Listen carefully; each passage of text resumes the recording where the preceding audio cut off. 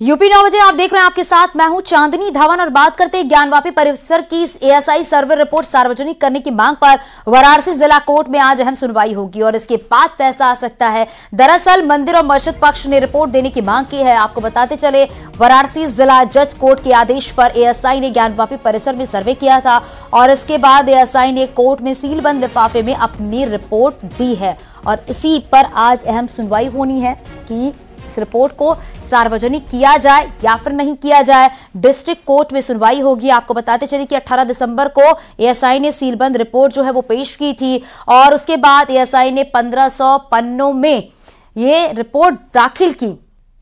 बताया जा रहा है कि वाराणसी की जिला अदालत में रिपोर्ट पेश की गई। हालांकि अब सार्वजनिक करने की बात की जा रही है और इसी मसले पर सुनवाई होनी है। एएसआई ने रिपोर्ट देने के लिए 4 बार समय भी मांगा था। तो कैसे किया गया था सर्वे, ये भी हम आपको बताते चल रही हैं। और इलाहाबाद हाईकोर्ट के आदेश पर यह पूरा सर्वे हुआ था। ज्ञानवापी परिसर में वैज्ञानिक विधि से जांच भी हुई थी और बताया जा रहा है कि कैसे साइंटिफिक तरीके से ये पूरा सर्वे हुआ था। फोटोग्राफी भी हुई थी। एएसआई की सर्वे टीम में तकनीकी विशेषज्ञ भी थे। अत्याधुनिक मशीनों से साक्ष्यों की जांच भी की गई। परिसर में 3 महीने तक एएसआई का सर्वे चला। सर्वे की अगर बात करें तो 40 सदस्यीय टीम थी इसमें, जिन्होंने इस पूरे परिसर का सर्वे किया। और देखिए, विवाद क्या कुछ था, ज्ञानवापी विवाद, ये भी हम आपको एक एक करके बताते चल रहे हैं क्योंकि जानना बेहद जरूरी भी है आपके लिए। तो जो एएसआई ने सीलबंद रिपोर्ट पेश की है उसी को लेकर आज डिस्ट्रिक्ट कोर्ट में सुनवाई होनी है कि अब उस रिपोर्ट को सार्वजनिक किया जाए या फिर नहीं किया जाए, क्योंकि रिपोर्ट सार्वजनिक होने के बाद कई बड़े खुलासे होंगे।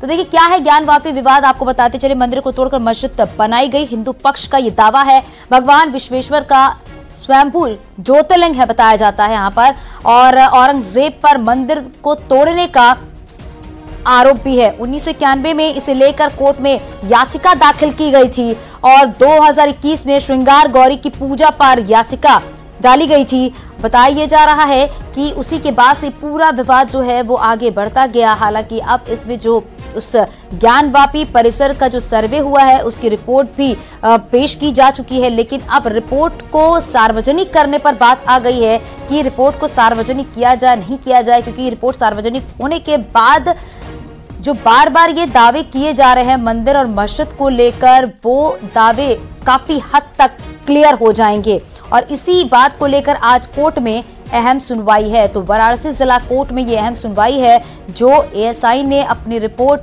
पेश की है, जो सर्वे रिपोर्ट पेश की है, उसको सार्वजनिक किया जाए या फिर नहीं किया जाए। हालांकि मुस्लिम पक्ष की तरफ से रिपोर्ट सार्वजनिक नहीं करने की मांग भी की गई थी और अब देखा जा रहा है कि जो आज सुनवाई होगी कोर्ट में, उसमें कोर्ट की तरफ से क्या टिप्पणी सामने आती है। तो एएसआई ने सीलबंद लिफाफे में ये रिपोर्ट दी है और दोनों पक्षों ने मांग की है एएसआई रिपोर्ट की।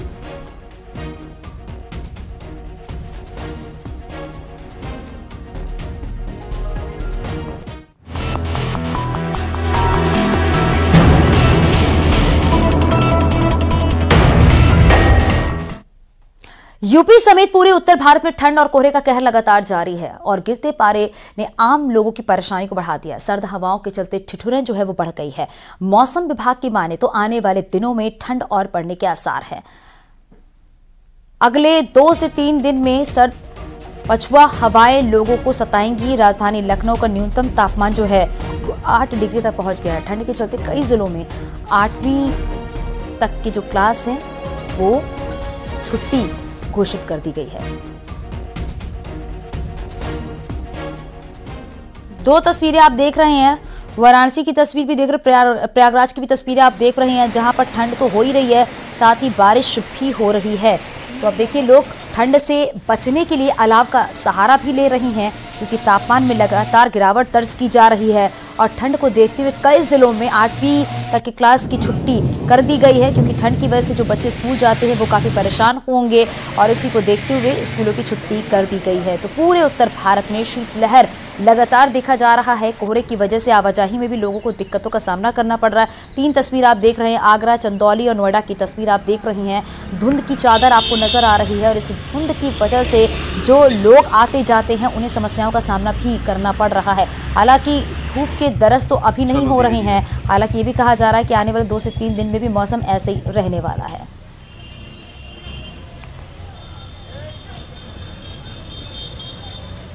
दिल्ली एनसीआर में कोहरे और ठंड का सितम लगातार जारी है। बात करें तो न्यूनतम तापमान 6 डिग्री सेल्सियस दर्ज किया गया, तो वहीं अधिकतम तापमान 15 डिग्री सेल्सियस दर्ज किया गया। इस समय मौजूदा तापमान की अगर बात करें तो 9 डिग्री है और नोएडा और दिल्ली एनसीआर में हाड़ कपा देने वाली ठंड है। लगातार हवा चल रही है जिससे ठंड और गलन दोनों बढ़ी हुई है।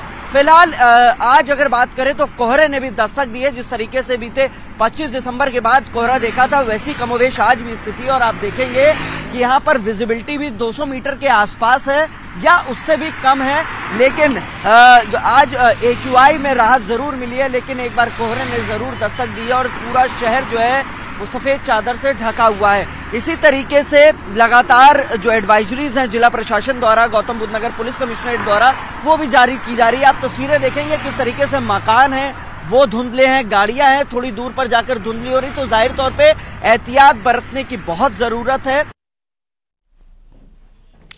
इटावा में ऑनलाइन गेम में करीब 5.5 लाख हारने के बाद परिजनों की डांट पर लड़के ने अपने अपहरण की झूठी कहानी रची। इस मामले में पुलिस ने बीएससी के छात्र समेत 3 को गिरफ्तार करके जेल भेज दिया है। फ्रेंड्स कॉलोनी इलाके की पूरी घटना बताई जा रही है। पुलिस को जब बीएससी छात्र के अपहरण की जानकारी मिली तो पुलिस ने गहनता से खोजबीन शुरू की, तो पता चला कि वो परिजनों की डांट के बाद वो आत्महत्या करने के लिए निकला था। दरअसल बहन की शादी के लिए उसके अकाउंट में 5 लाख रुपए रखे हुए थे, जो वो ऑनलाइन गेम के चक्कर में हार गया।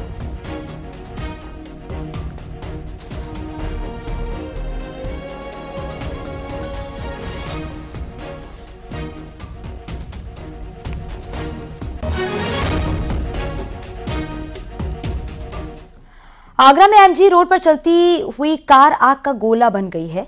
जब उसने कार की बोनट से आग की लपटें निकलती देखी तो उसने साइड में ले जाकर कार लगाई और फिर कूदकर अपनी जान बचाई। घटना की सूचना पर फायर ब्रिगेड की टीम भी मौके पर पहुंची और काफी मशक्कत के बाद आग पर काबू पाया गया। कार में आग लगने की जो वजह है वो शॉर्ट सर्किट बताई जा रही है कि शॉर्ट सर्किट की वजह से कार लगा।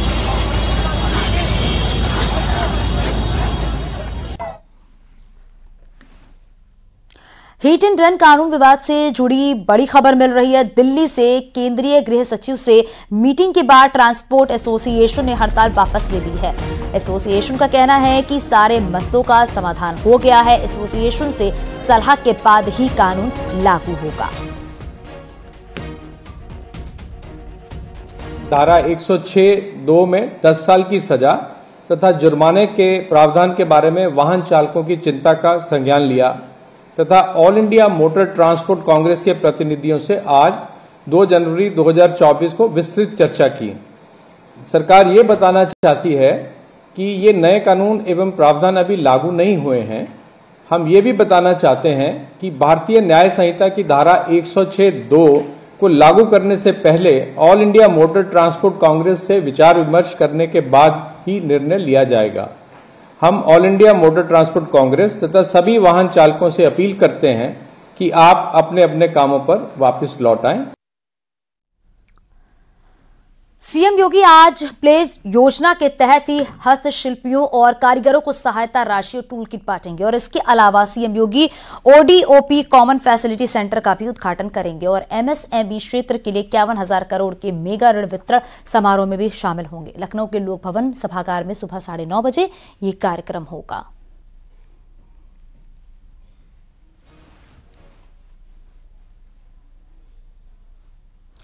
उत्तर प्रदेश में सीएम योगी के साथ ही तमाम बीजेपी नेता और कार्यकर्ताओं की सक्रिय भागीदारी से विकसित भारत यात्रा वृहद बन चुका है, जो चुनाव से पहले सबसे महत्वपूर्ण जनसंपर्क अभियान की शक्ल ले चुका है। सबसे ज्यादा 80 लोकसभा सीटों वाले उत्तर प्रदेश में 40,000 गांवों तक विकसित भारत यात्रा पहुंच चुकी है, जिसे तमाम लाभार्थी खुद को जोड़ रहे हैं और एक बार फिर सीएम योगी ने इसे और सफल बनाने का मंत्र दिया है।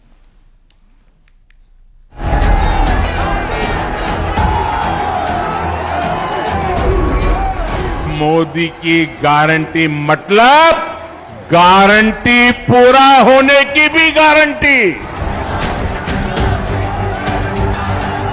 जिस उत्तर प्रदेश में जीत को 2024 की सफलता का सबसे बड़ा आधार माना जा रहा है,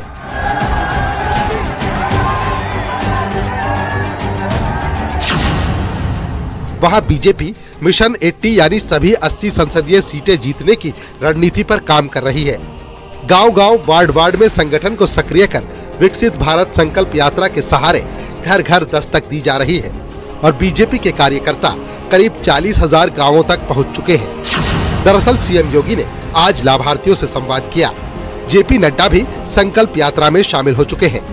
अभियान के जरिए लोगों को जागरूक किया जा रहा है और लाभकारी योजनाओं का संदेश दे रहे हैं।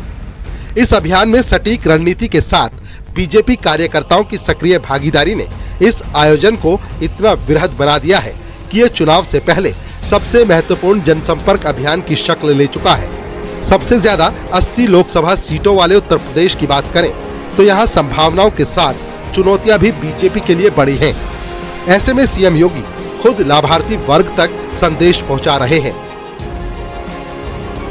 और उन्हीं योजनाओं का लाभ प्रदान करने के लिए ये विकसित भारत संकल्प यात्रा आज पूरे देश के अंदर निकल रही है और मेरे लिए ये प्रसन्नता का विषय है। उत्तर प्रदेश इसमें तेजी के साथ इस अभियान के साथ जुड़ करके योजनाओं का लाभ जिन लोगों को योजना का लाभ मिला है वे लाभार्थी मोदी गारंटी वैन के सामने जाकर के इस बात को बोलें कि हां मुझे योजना का लाभ मिला है, बिना भेदभाव के मिला है, बिना किसी घूस के मिला है।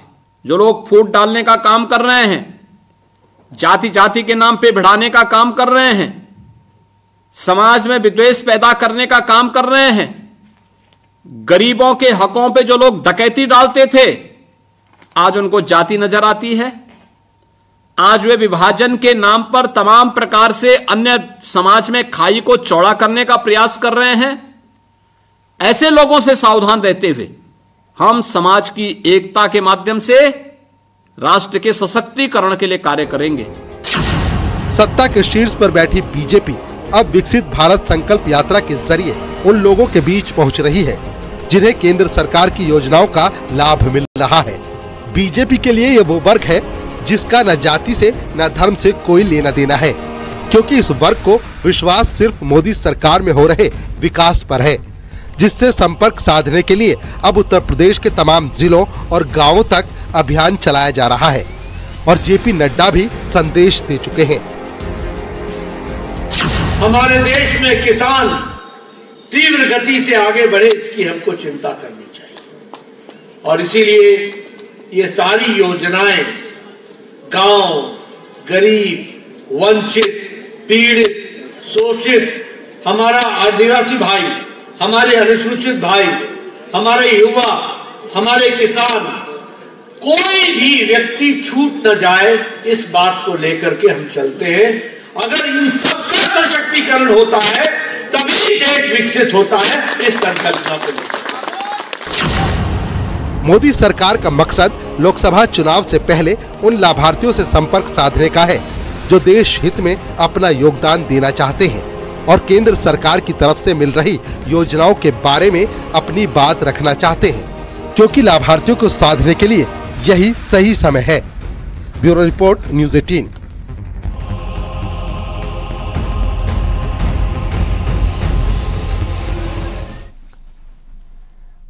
आगे भी खबरें जारी हैं, रुकेंगे छोटे से ब्रेक के लिए।